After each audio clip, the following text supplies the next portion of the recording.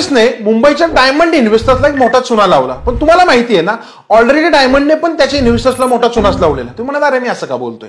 मागच्या 20-22 वर्षाचा मी एक रेकॉर्ड पाहिला की त्याच्यामध्ये अप्रॉक्स डायमंडने 0% रिटर्न दिलेत. म्हणजे तुम्ही जर डायमंडमध्ये इन्व्हेस्टमेंट केली असते तर तुमच्याकडे काही प्लस राहिलंच नसतं याच्यामध्ये. मग का होतंय पटकन सांगतो. याच्यामध्ये 3 रिझन आहेत.